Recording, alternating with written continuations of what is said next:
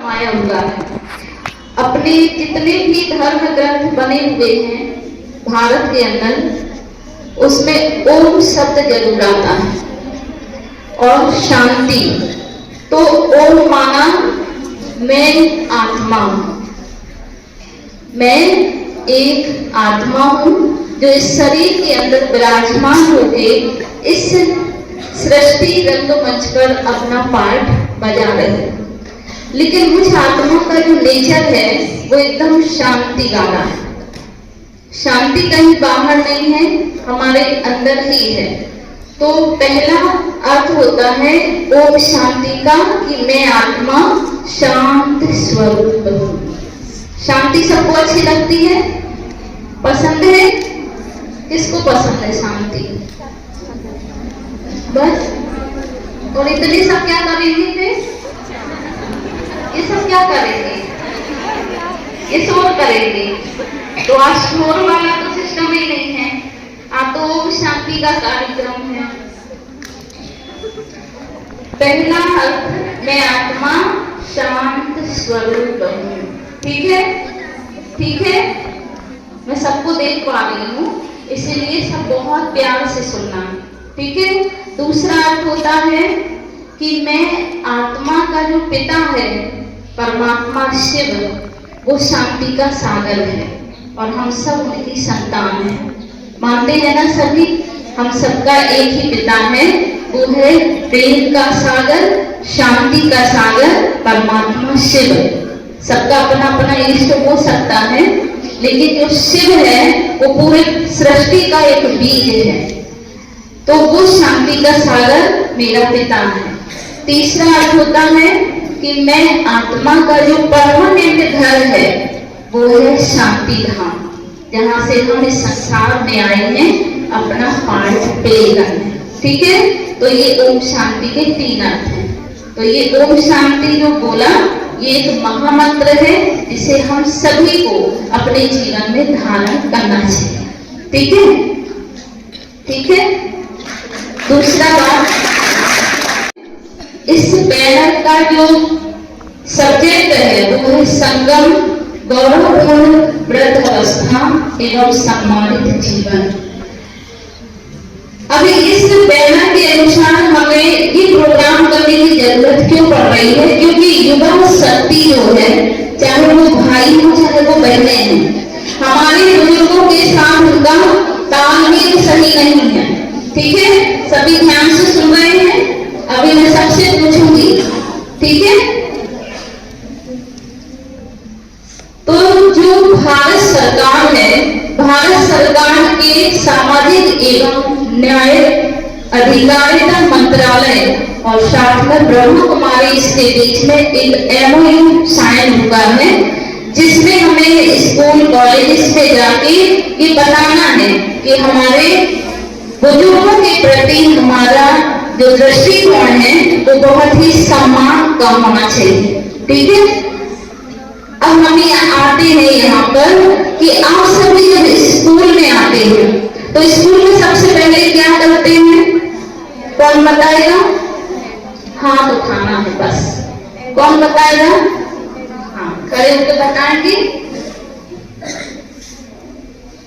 School में जब हम पहली बार आते हैं, जैसे स्कूल में प्रवेश करते हैं सुबह मॉर्निंग टाइम, तो सबसे पहले हम क्या करते हैं,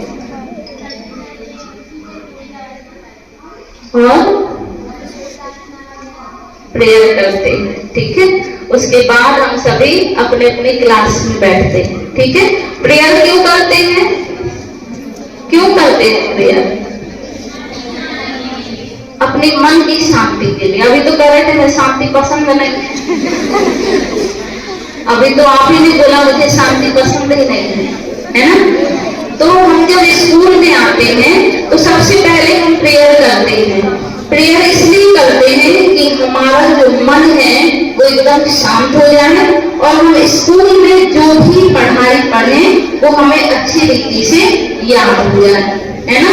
और जब हम करते हैं ये प्रार्थना और मन शांत होता है तो जो पहला सब्जेक्ट आपके स्कूल में पढ़ाया जाता है, आप अपनी अपनी क्लास में जिसका जो सब्जेक्ट होता है वो बहुत शांति प्रिय होकर हम पढ़ते हैं ना सभी।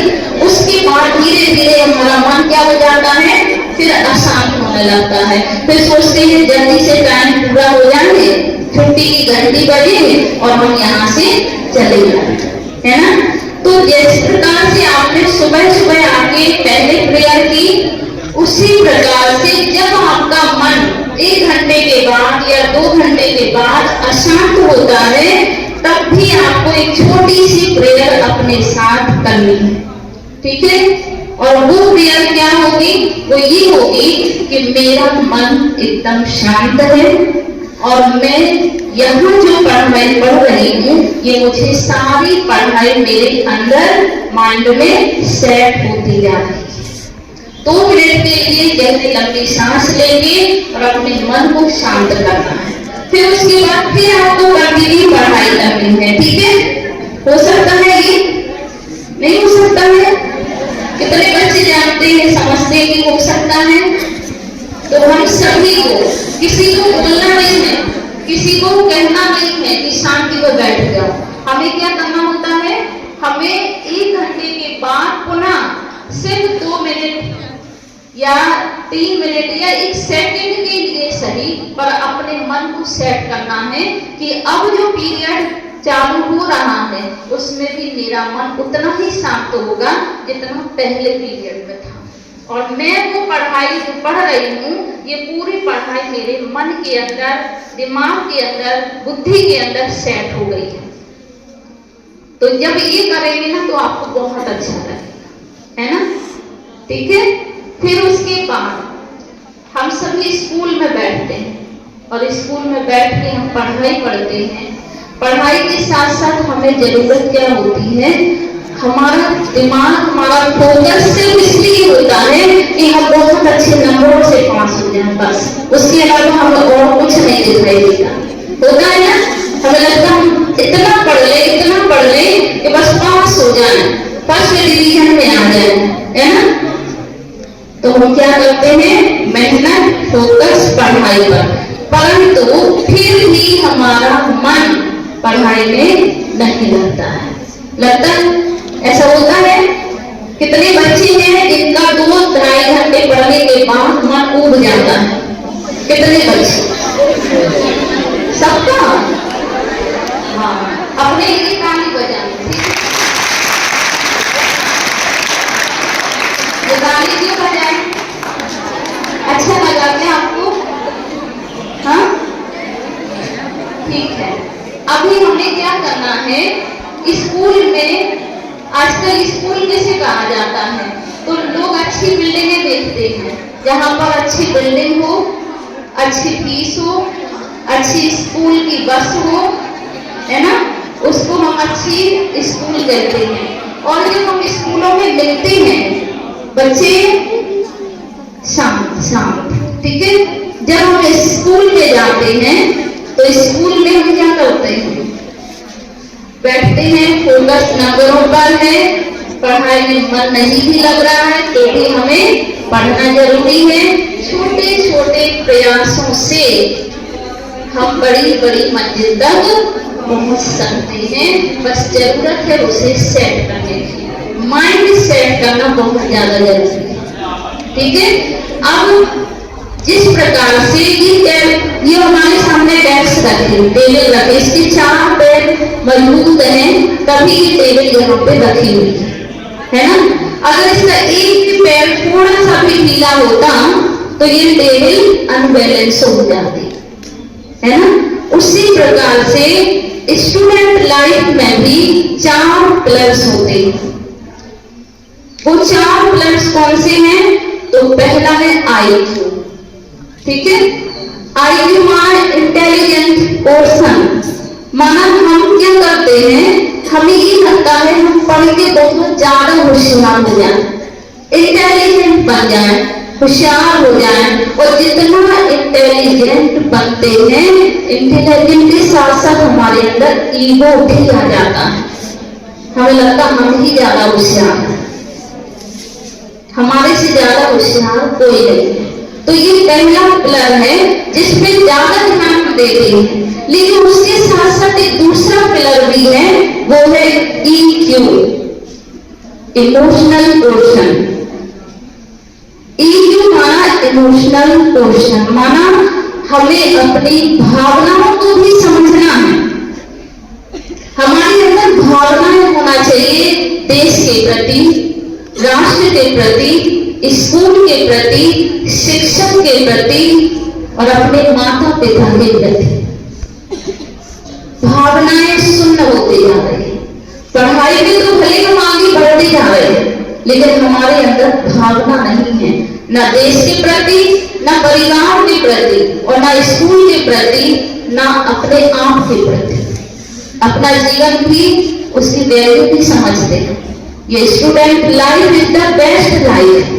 इसी लाइफ में हम अपना इतिहास सुनहरे अक्षरों से गढ़ सकते हैं। वो पावर मेरे पास होती है, लेकिन हमें यूं ही इधर उधर गपशप, सहेली, ये वो, मोबाइल, इन सारी चीजों में अपना टाइम वेस्ट कर रहे हैं। तो EQ भी जरूरी है, IQ के साथ EQ। फिर आता है MQ। MQ माना मोरल वैल्यूज, ठीक है। MQ माना मोरल वैल्यूज। आज मोरल वैल्यूज कहाँ है?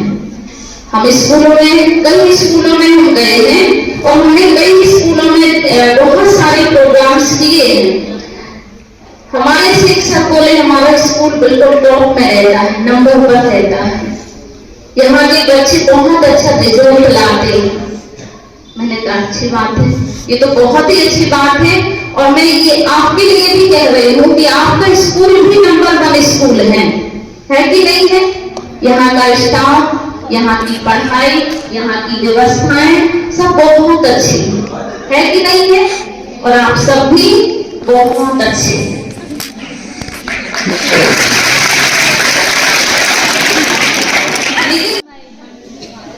पढ़ाई में तो बहुत होशियार है। यहाँ पे पोस्टर भी लगे हैं, कई लोगों के पोस्टर जो हमारे से बहुत ही हाई रहे हैं, उनकी ये फोटोज लगी हैं। इनसे ये हमें सीखना है ना। तो मोरल वैल्यूज माना क्या है? सहनशीलता, नम्रता, सत्यता, ईमानदारी। जब हम उस स्कूल में गए तो एक बहन थी जिसने 10वीं क्लास में टॉप किया था। वो 10वीं क्लास में टॉप थी। 11th में जब वो गई, उसके किसी साथी ने, किसी बहनों ने, सहेलियों ने उसको कुछ ऐसा टॉर्च किया जिससे उसे सहन नहीं हुआ और वो रेल की पटरी के नीचे जाके खत्म हो गई।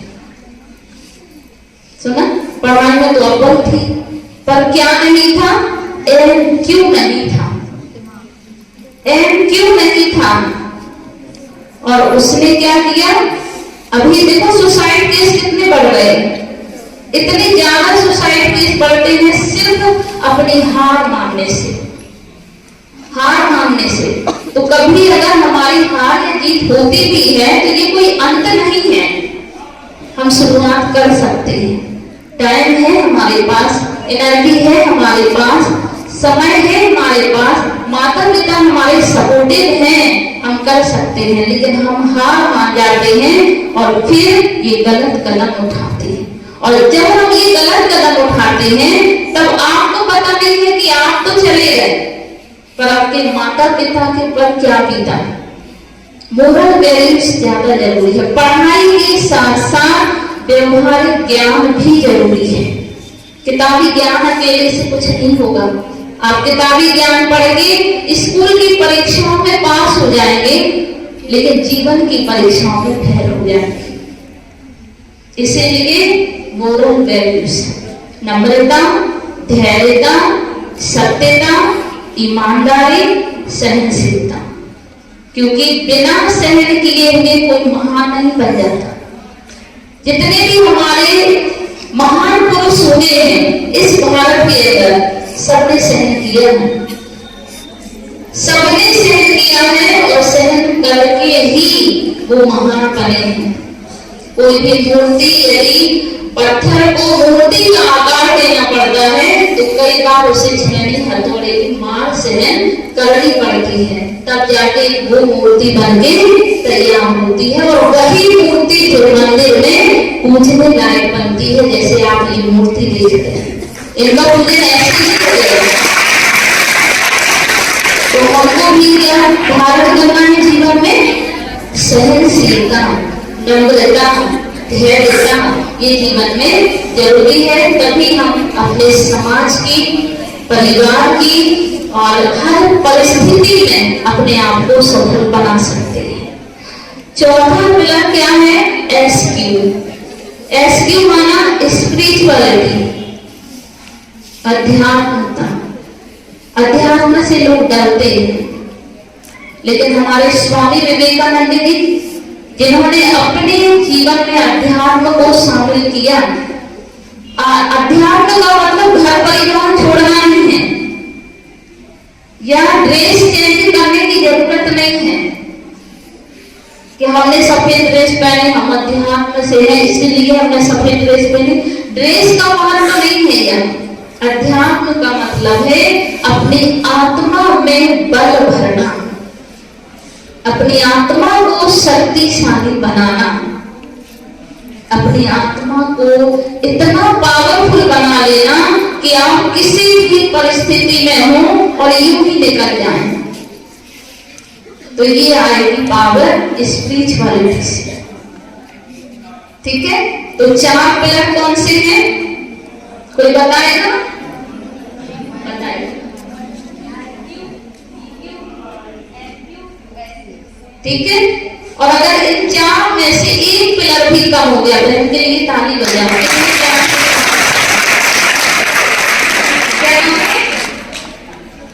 कौन सी क्लास से? 11th से। पढ़ाई में फोकस है, इसलिए उन्होंने एक बार सुना और बता भी दिया। आप में से कोई बताएगा? पीछे बहन, इस लाइन में पीछे सुना है ना आपने? इसीलिए इससे पता चलता है कि हमारा माइंड कितना सेट है। ठीक है, तो ध्यान देना है। दूसरी बात, एजुकेशन। शिक्षा क्या है? शिक्षा किसे कहते हैं? शिक्षा वो है जो हमारे चरित्र का निर्माण करे। ठीक है, शिक्षा क्या है? जिससे हमारे चरित्र का निर्माण हो। शिक्षा क्या है? जो हमें अंधकार से प्रकाश की ओर ले जाए, वो है शिक्षा। शिक्षा को इंग्लिश में क्या कहते हैं? एजुकेशन। एजुकेशन। एजुकेशन का पहला शब्द है ई फॉर एम्पावरमेंट। अपने आप को कैसा बनाना है, कैसा रखना है? एम्पावर। इतनी पावर मेरे पास है, बस जरूरत है उस शक्ति को पहचानने की, और उसके लिए आपको सुबह सुबह उठ के ध्यान करने की जरूरत है, पढ़ाई करने की जरूरत है। हम लोग जब पढ़ते थे, हमारे गांव में तो लाइट भी नहीं हुआ करती थी। 10वीं का जब हमने एग्जाम दिया तब हमने डिब्बी जला के पढ़ते थे। आप लोग जानते हैं डिब्बी को? हमने भी डिब्बी जला के पढ़ाई की। लेकिन हमारी माँ हमको सिखाती थी कि अगर तुम्हें पढ़ना है तो तुम्हें साधनों को नहीं देखना चाहिए, जहां जैसा माहौल है वहां रह के अपने आप को चमकाओ तो बात बढ़े। साधन है, सुविधाएं हैं, व्यवस्थाएं हैं, फिर हम पढ़ रहे, कोई बड़ी बात नहीं है। हमारे यहाँ अभी जो वर्ल्ड कप जिन्होंने जीता है, यही घुराला की बेटी है, उसके पास तो जूते भी नहीं थे। एक समय ऐसा था, वो अपने अनुभव में बताती है कि जूते भी नहीं थे उनके पास। पर आज देखो तो वहां क्या मंगाया? मेहनत, ईमानदारी, और अपने आप को डाउन होने नहीं दिया। कभी अपने आप को डाउन नहीं किया। अगर कोई कहे भी कि आप नहीं कर पाओगे तो भी अपने आप को हमेशा पॉजिटिव रखना है। तो एजुकेशन का पहला शब्द है ई माना एम्पावर। दूसरा शब्द क्या है? D for discipline. क्या चाहिए जीवन में? अनुशासन। विद्यार्थी जीवन का पहला लक्षण क्या है? अनुशासन। अनुशासन जीवन में बहुत ज्यादा जरूरी है जरूरी? आप समझते हैं? कितने बच्चे समझते हैं अनुशासन होना जरूरी है? यहाँ कोई नहीं? बहुत कम बच्चे हैं जिनको अनुशासन पसंद है ना? आप लोग नहीं उठाएंगे? हाँ, अनुशासन हमारे जीवन का एक अभिन्न अंग है, और आज यदि आप अनुशासन में रहेंगे तो सारी जिंदगी आपको मेहनत नहीं करनी पड़ेगी। समझ में आया? तो दूसरा शब्द है डी फॉर डिसिप्लिन। सभी बोलेंगे डी फॉर डिसिप्लिन। अभी मिलकर बहुत प्यार से सुनते जाना है, ठीक है? तो डिसिप्लिन हमें किस में चाहिए? अपने पूरी कर्मेंद्रियों पर कंट्रोल। पूरी कर्मेंद्रियों पर कंट्रोल चाहिए। समझ में आया? ऐसे नहीं आंखों को जो पसंद है वो देख रहे हैं, कानों को जो पसंद है वो सुन रहे हैं, मुख को जो पसंद है वो बोल रहे हैं, हाथों को जो पसंद वो कर रहे हैं। डिसिप्लिन, हमारी पूरी कर्मेंद्रियां हमारे कंट्रोल में रहें, हमारी अनुशासन में चले, ठीक है? डी की बात क्या है? डी की बात क्या आएगा? यू फॉर अंडरस्टैंडिंग, माना समझ, ठीक है? समझ किस चीज की चाहिए? अच्छा क्या है, बुरा क्या है, सही क्या है, गलत क्या है। अगर हमारे पास अंडरस्टैंडिंग नहीं होगी, समझ नहीं होगी, तो हम कैसे आगे बढ़ पाएंगे? ठीक है? तो समझ चाहिए जीवन में। आपके पास पढ़ाई तो बहुत सारी कर ली, बहुत सारे नंबरों से क्लासेस में सबसे अव्वल रहे हैं, लेकिन समझ नहीं है कब किससे क्या कहां कैसे बात करनी है, कैसे कैसे पेश आना है, कैसे लोगों का सम्मान करना है। जब यही समझ नहीं होगी तो पढ़ाई का क्या मतलब है? जैसे हम कई घरों में जाते हैं तो हमने देखा बच्चों को ये मैनर्स नहीं है कि अगर हमारे घर में कोई आया है तो हमें उनको बैठने के लिए भी कहना है या नमस्ते भी करना है, क्योंकि समझ ही नहीं, अंडरस्टैंडिंग। फिर उसके बाद यू के बाद क्या आएगा? सी फॉर कैरेक्टर। कैरेक्टर माना चरित्र। पहले कहा जाता था चरित्र गया सब कुछ गया, कहते थे स्वास्थ्य गया कुछ नहीं गया, धन गया कुछ नहीं गया, चरित्र गया सब कुछ गया। लेकिन अभी क्या कर लिया? हम सभी ने उल्टा कर दिया उसको। क्या उल्टा कर दिया? लोगों ने कहा कोई बात नहीं, चरित्र गया कोई बड़ी बात नहीं, स्वास्थ्य गया कोई बड़ी बात नहीं, धन गया। कर लिया ना सबने उल्टा? सबने उल्टा किया। अब इसको सीधा करना है, ठीक है? चरित्र में दाग नहीं आना चाहिए। चाहे भूख मरना पड़े, प्यासे रहना पड़े, लेकिन चरित्र में दाग नहीं आना चाहिए, क्योंकि चरित्र गया तो सब कुछ गया। भारत में सबसे ज्यादा चरित्र की गरीबी है और छोटे छोटे बच्चों के साथ भी गलत हो रहा है। आज भारत में जितने भी बड़े बड़े क्राइम हो रहे हैं, कोई अनपढ़ गवाह लोग नहीं कर रहे, सब पढ़े लिखे लोग कर रहे हैं। अस्पताल भरे पड़े हैं, जेल भरे पड़े हैं, पुलिस थाने भरे पड़े हैं, चोरी डकैतियां बराबर हो रही हैं, रेप केस बराबर हो रहे हैं। कौन कर रहा है? बम ब्लास्ट हो रहे हैं कि कौन कर रहा है? सब पढ़े लिखे। ऐसी पढ़ाई भी किस काम की, जिससे हमारा चरित्र गिर जाए। तो सी फॉर कैरेक्टर, इसको हमें बचाना है। सी के बाद क्या आएगा? A for attitude. एटीट्यूड माना दृष्टिकोण। हमारा दृष्टिकोण कैसा होना चाहिए? नेगेटिव या पॉजिटिव?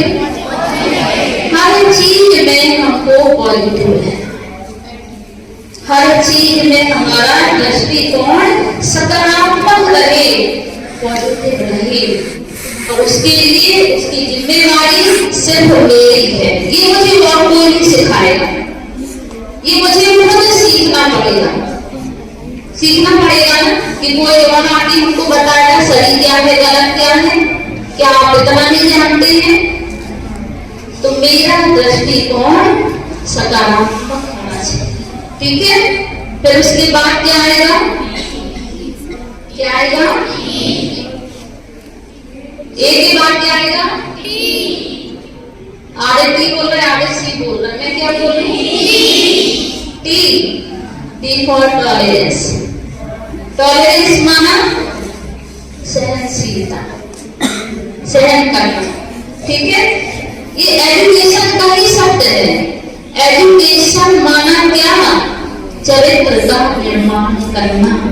अगर आप एक शब्द को उठा के पढ़ेंगे तो आपका जीवन बन जाएगा। टॉलरेंस माना सहन करना। पढ़ा लिखा बहुत कर ली, नंबरों से अच्छे पास हो गए, बड़ी बड़ी डिग्रियां हासिल कर ली, बड़े बड़े मुकाम हासिल कर लिए, लेकिन सहनशीलता नहीं। कितनी सुसाइड इस पर गए क्योंकि सहनशीलता नहीं। तो टॉलरेंस भी ज्यादा जरूरी है। टी के बाद क्या आएगा? आएगी इंटीग्रिटी। इंटीग्रिटी, एक मुद्दा, एकता। एक ने कहा, दूसरे ने माना, इसमें कुछ भी है, वो कुछ बोल रहा है, हम कुछ कर रहे हैं, संगठन ही नहीं। आप एक उंगली से सहयोग की एक उंगली, इससे बोला जाए एक लड्डू बना दो, ये बना पाएगी? एक लड्डू बनाने के लिए भी क्या चाहिए?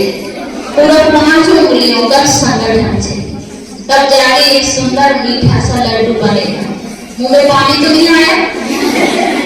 मैंने कभी लड्डू लेके नहीं आए, ठीक है। तो क्या चाहिए हमें? हमारे अंदर एकता होना चाहिए। आगे की बात क्या आएगा? ओप्टिमिस्ट माना आशावादी। आशावादी हमेशा रहे। जैसे एक भाई था, गंजा था वो, लेकिन जेब में हमेशा दम ही रखता था। गंजा नहीं था पर जेब में दम ही रखता था। क्यों?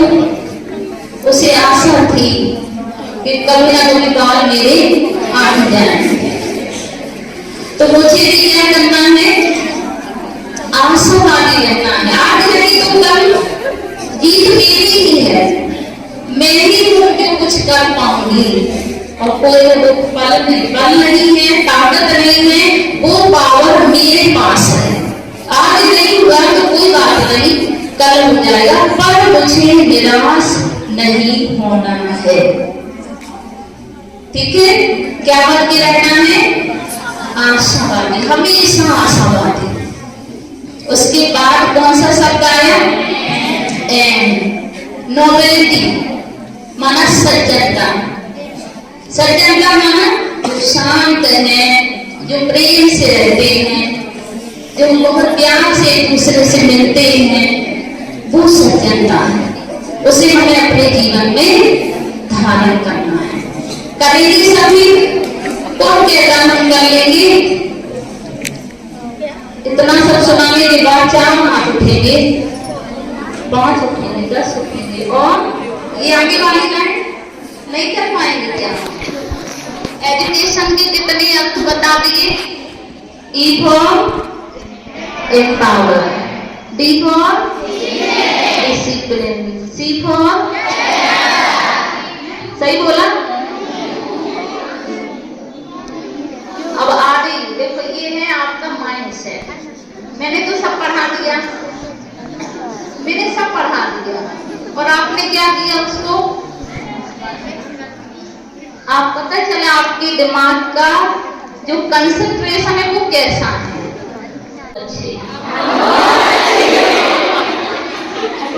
आप अच्छे से अच्छे नंबरों से पास होंगे। आप ऐसी फीलिंग लाएंगे अपने अंदर, वैसे ही होगा, है ना?